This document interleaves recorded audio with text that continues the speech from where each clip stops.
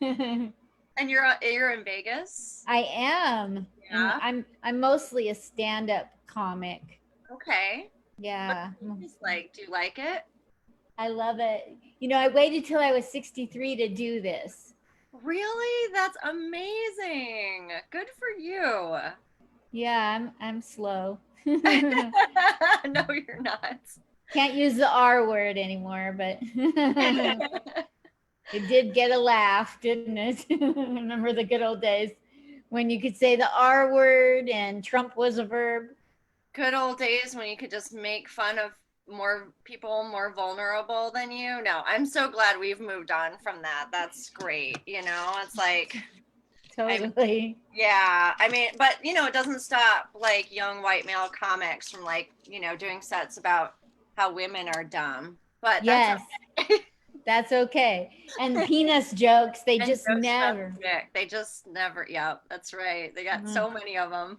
so many. And like some people are 40 years in the business still doing them. Oh, yes. I know you were correct about that. Yes. I get a kick out of people that don't dig deep for the funny, you know? Yeah, like I feel that's something I'm always still working on, It's like I'm like relatively new to stand up too. Like I'm mostly my background is as an actor, so I would say relatively new. I've been doing it on and off for about 10 years. And more now that we have that this is going on. You know what I mean? Like Yes. because you can't do theater. We can't do theater really, and film production is really hard. So I feel like stand up works pretty well, in this medium. Also, improv as well has been really fun, and I teach acting classes I over Zoom. saw that. Yeah, it's super fun, but in terms of the writing, about digging deeper, I think that's a really great point. I feel like I have circles of female stand-up comics that I work with and that we like meet every week, and it's always just like we're just trying every week to try to like dig deeper. I think you're right. I think it's the funny is obviously it's when you can be. I really appreciate when comics can be vulnerable, and also be funny, right? But Yes. how to sort of strike that balance is very interesting to me. So yeah, I And love I'm a baby boomer, so I was raised in the time where we didn't have a voice, we couldn't speak up, we could not say no. There was no Me Too movement. There was no, we had a women's movement, but did it really move? I don't it. Right. know. We got to Yeah. vote. That's a really good point. That's a really good point. Yeah. So there's a lot of things changing. I agree. I mean, I still feel like, you know, doing improv and doing stand up in Chicago, which is where I, At learned. Second City.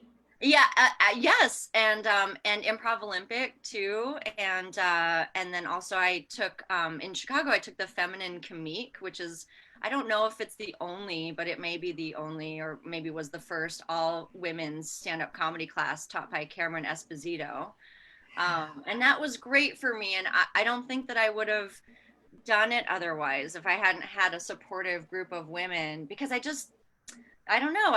It took me a really long time, and I think I'm still trying to find it, that sort of confidence, right? That where you're like, yes, I am fun. Now I do believe that because I see it in so many other women. I'm like, yeah, I don't know why there was ever a debate or ever a question that women were extremely funny, right? Like just as funny, if not funnier than men. But yeah, it took me, I feel like I internalized that a lot, that idea of like I'm not funny or something. I don't know where I got it from. Certainly wasn't from my family. They were so supportive of me, and my That's parents great. are like the best. But yeah, and my sister's great, and like my friends are great. But I don't know. I think it was just something from society that I internalized, right? And it's Exactly. a hard thing to get over. You know what I love doing? I love interviewing people with improv and acting skills. The interviews are much more fluid.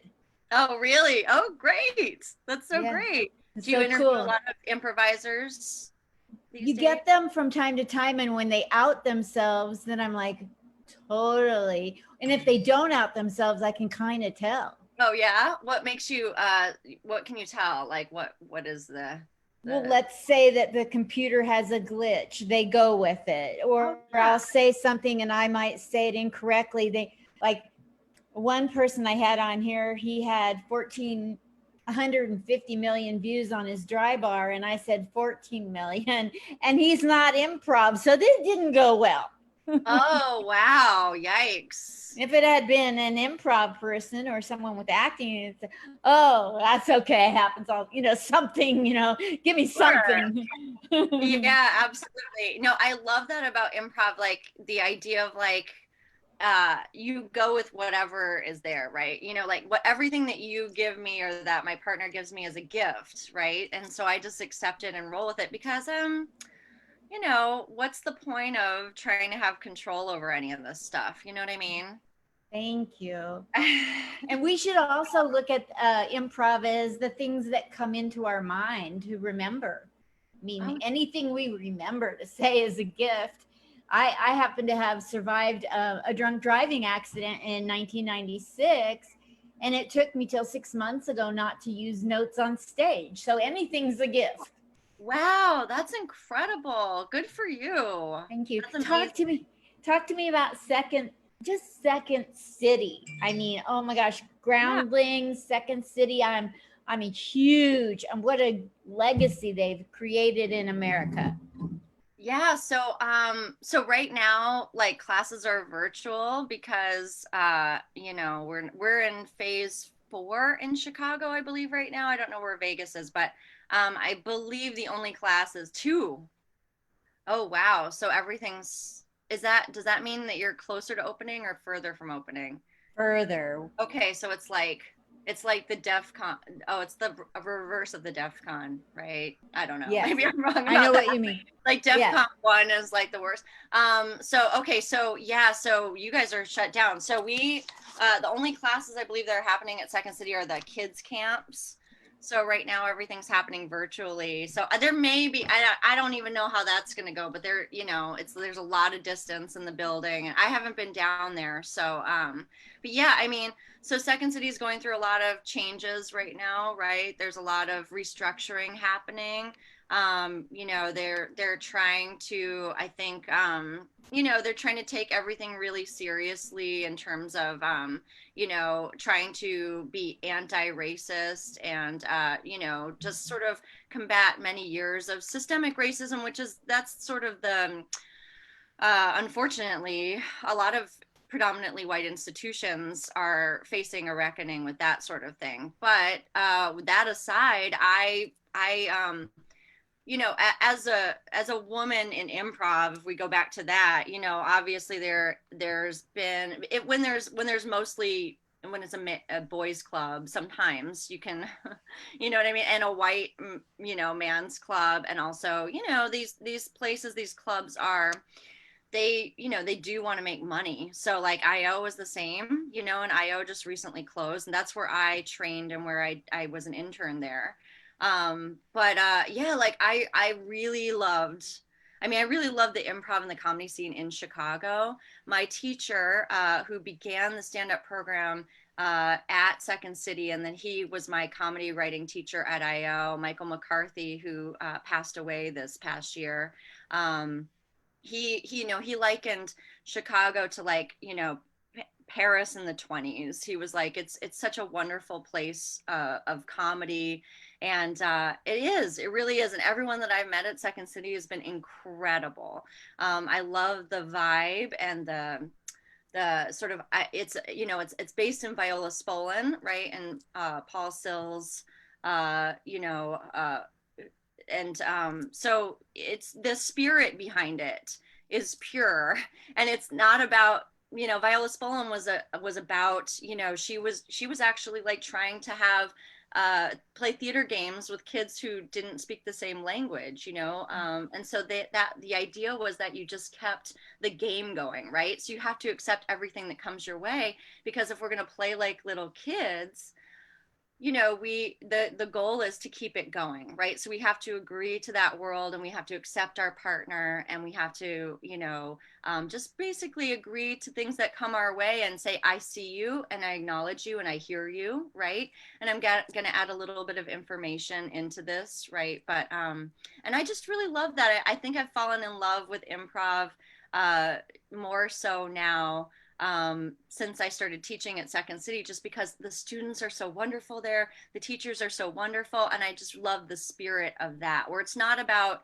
so much trying to get a laugh on stage, even though, of course, you know, you probably will get one because laughter is a byproduct of connection and truth. And it's just like life, right? Just like a conversation, you never know where it's going to go. And if you come to it with that attitude, and I try to find improvisers that have that same attitude, and comics that have that same attitude, right? Which is that, you know, we just have no idea where this is going to go, and it's about building relationship, really. So And yeah, trust. yeah, and trust. That's huge.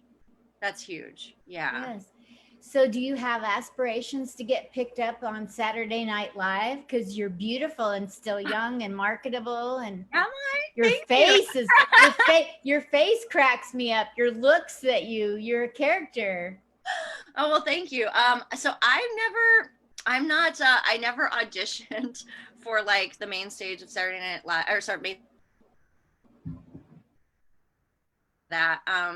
I don't know. This is so interesting. When I was a kid, I was so inspired by Saturday Night Live. I was like, I think in sixth grade, I was the church lady. I did a presentation in my science class as the church lady. Like I was willing to take a lot of risks as a child. My gosh.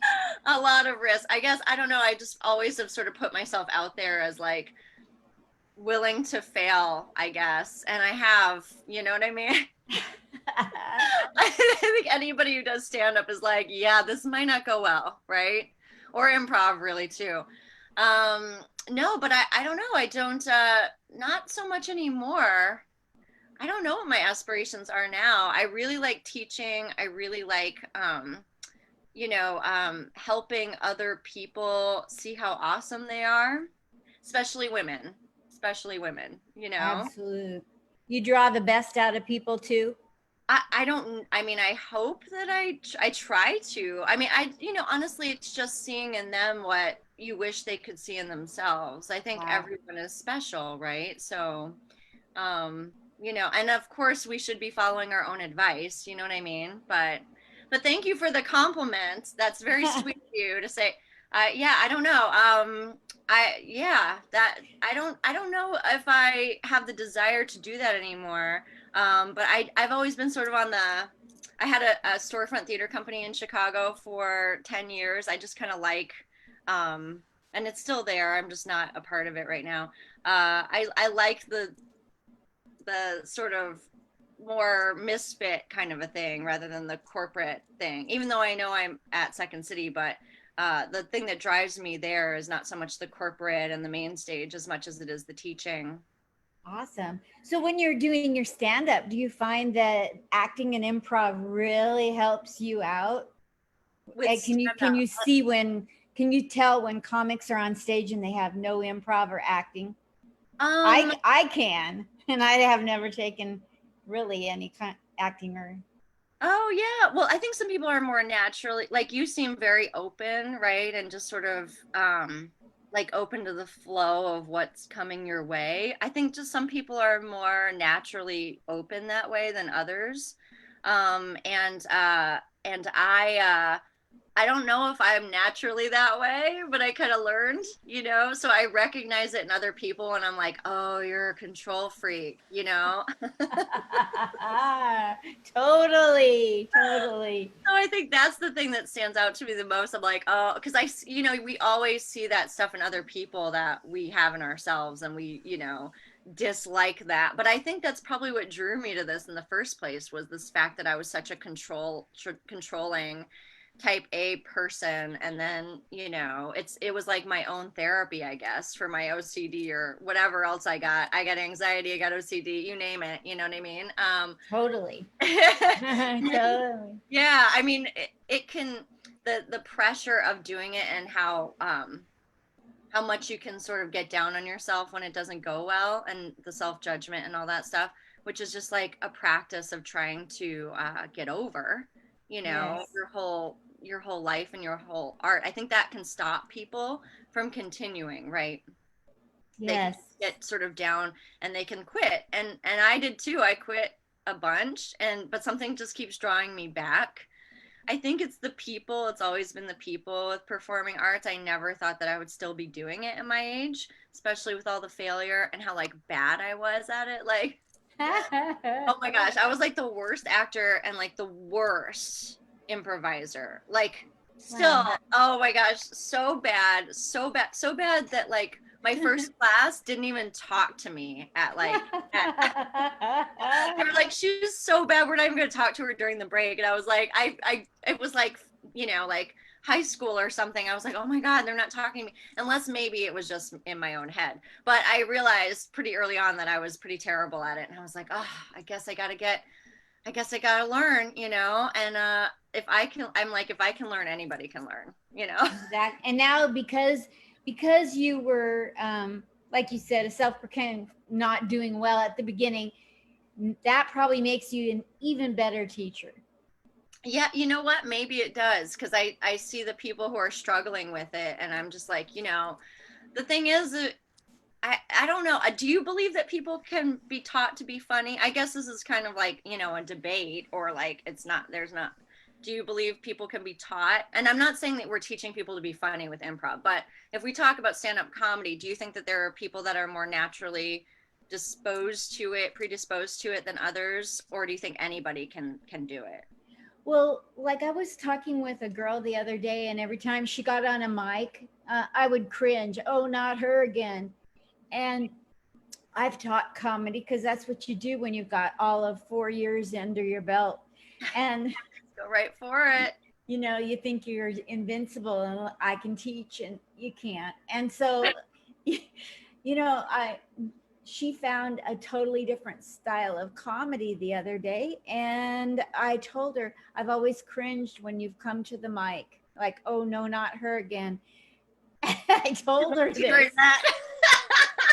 And now she's found an avenue in comedy where, some people are left brain, some people are right brain, some people, Yeah. when they tell setup and punchline, they do it like they're a machine or a robot, and other people are really good at setup punches. So I Yeah. think they can all be taught. That's a great point. And like some people just find, their own originality, right? If they just kind of can keep sticking with it, keep trying things, and yeah, like not give up and like believe in themselves, right? That's pretty cool that she actually found that thing, and it's that she's finding her own unique voice. That's Yeah. great. Yeah, I still feel like I'm trying to find that with stand up. Do you ever find like you're still trying to figure out what is my true voice here in this material? I feel like I know who I am, but in terms of like who I am on stage, it's still kind of a struggle. And that's why I really enjoy I mean, I love it because control wise, like, you know what I mean? You have all the if it goes well, you only have yourself to really thank, and if it goes poorly, it's only yourself that you have to blame, really. Not that I do that much anymore, but in the beginning, like I would be like really hard on myself if improv didn't go well, and it's like, oh, now I just look forward to it and just give up the control and go, let's see where this takes me, right? Don't quite have that so much with stand up. I Yeah. think I'm still trying to find that.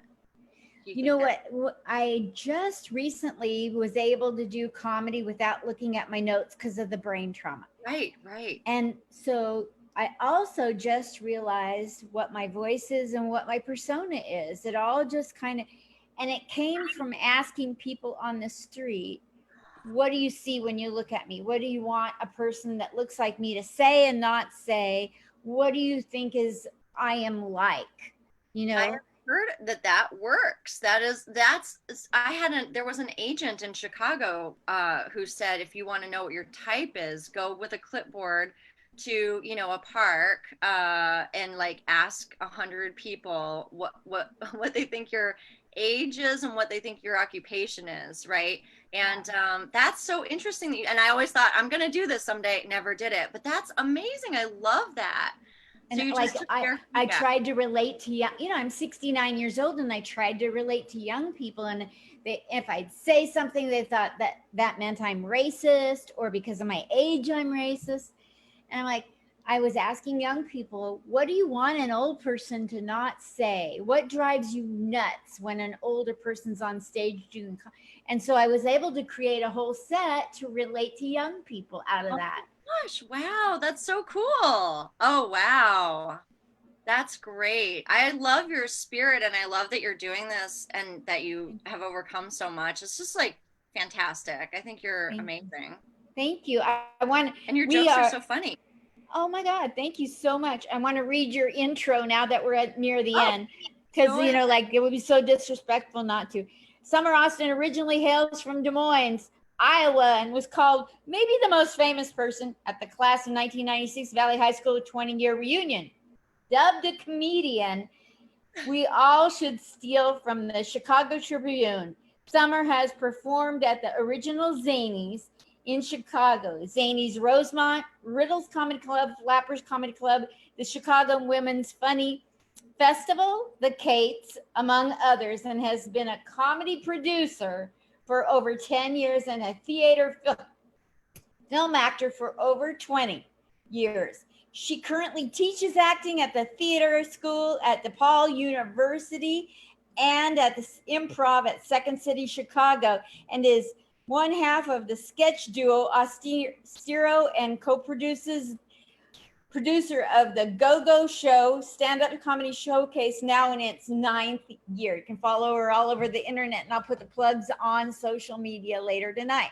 Thank you so much. I don't want to leave, and if you have to go, I understand. Maybe we should do this again because it was really nice talking to you. So I'll get right on and we'll book another time today. Yeah, and when is your next show? When do you have another show coming up? So I'm going to be performing? Yeah. Okay, I do. I'm going to be on the Good Karma Comedy Festival, the 16th. I post it every day. Oh, good. So I've got the Good Karma. I'm going to be on a TV show in New York with my friends. It's called the Comedy Hour Online Edition, and it's Bayside Comedy Live TV. I posted that just a few minutes ago. Wow. I got interviewed by Ninon, who is a 2-time Emmy Award winner here in Vegas. Oh, and wow. I'll post that in about 3 days. It'll come out. She's I got to learn interviewing from her, and she's been doing it for 30 years. Oh, that's so cool. Good for you. Well, you've got a lot of things going on. I can't wait to check out more stuff because I think you're awesome. So thank you so much, Sommer. Is your first name spelt that way, and that name was given to you because of Elke Sommer? Oh, I don't think so. Who is that? She's like a 1950s, 60s beauty actress, singer, beauty, gorgeous. That is okay. That I'm gonna look her up. No, I believe that. I mean, here's the real quick story. My mother is very glamorous, so I don't think it was that this was the glamour connection, but she is very beautiful and very stylish, and I think she really loves the warm weather and loves summertime. And I think originally she was going to name me with a U, like the way it was normally spelled, and then she looked at my name written out and she saw the second letter of my last name being a U and the second letter of my last name being a U, so first and last name both being a U, and she didn't like the way that looked, so she changed it to an O. So she was thinking about the way that my name looked written out, and she's right. I actually wrote it like that, and I was like, this one does look better, so that's the reason why. Awesome. Thank you so much, and I will get right to you on Facebook Messenger to rebook you. Oh, that sounds great. Thank you so much. It was really nice talking to you. And I'll put up all your social media late tonight. Okay, no problem. And then in 3 to 6 days, the sitcom version of this video comes out with music and credits, you'll think you're on TV. What? Oh my goodness. Thank you so much. I appreciate it. Thank you, fun. Summer. You're awesome. You are too. Bye. Thank you. Bye. Love you lots. Love you.